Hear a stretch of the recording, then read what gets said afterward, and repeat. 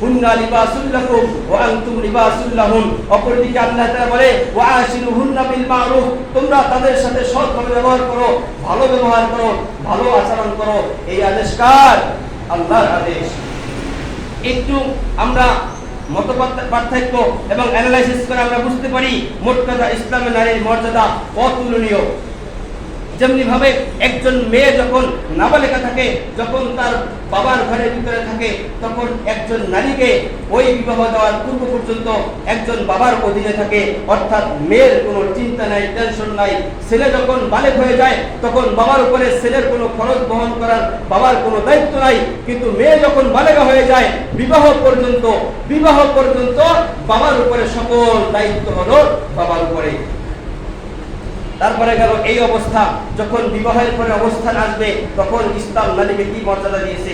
বিবাহের পরে সকল প্রকারের অর্থাৎ মৃত্যু পর্যন্ত আল্লাহ তাআলা যেই দায়িত্ব অর্পিত করেছে সে হলো স্বামী। বিবাহের পূর্বে দেখবে বাবা, বিবাহের পরে দেখবে কে? স্বামী। কে দেখবে? স্বামী। শুধু স্বামী ফিরি দেখবে না, শুধু স্বামী ফিরি দেখবে না। ইসলাম কিন্তু আরো একটি জিনিস নারীকে সম্মানিত করার জন্য অ্যাড করে দিয়েছে, সেটা হলো নারীর মোহর। নারীর কি? মোহর। কি ভাই? নারীর মোহর। অর্থাৎ তুমি নারীকে বিবাহ করবা, আবার নারীর মোহর দিবে না, নারীকে কিছু তুমি দিবে না, কিছু সম্মানিত করবা না, এটা কিন্তু চলবে না।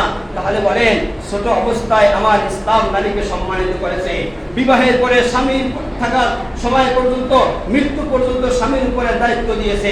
তারপরে এখন বলবেন হুজুর বাবাও নাই স্বামীও নাই, তারপরে করবে কি?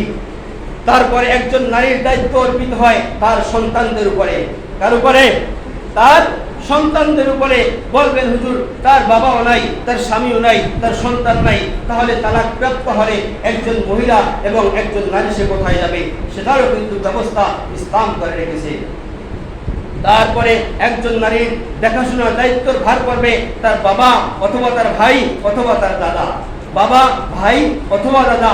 অতএব এই ক্লান্তি লগ্ন এসে মহিলা এবং নারীর এই ক্লান্তি লগ্ন এসেও তালাক প্রাপ্ত হওয়ার পরেও একজন নারী যেন বাহিরে যেতে না হয়, একজন নারী যেন অনাহারে না থাকে, একজন নারী যেন বিপদগ্রস্ত না হয়, সেই ব্যবস্থা কিন্তু ওই 14 থেকে 1500 বছর আগে ইসলাম কিন্তু করে দিয়ে গিয়েছে। তারপরে বলবেন এখন এই সমস্ত লোক কেউ নাই হুজুর, তাহলে নারী সে কোথায় যাবে? তারপরে ইসলাম সলিউশন দিয়ে দিয়েছে, এই সমস্ত লোক যদি ওই নারীর কেউ না থাকে, যদি ইসলামী রাষ্ট্র ব্যবস্থা হয় তাহলে ইসলামী রাষ্ট্রনায়ক ওই নারীর সকল ভরণ পোষণের দায়িত্ব নেবে। তাহলে বলেন ইসলাম নারীকে সম্মানিত করেছে নাকি অন্য কোনো ধর্মে নারীকে সম্মানিত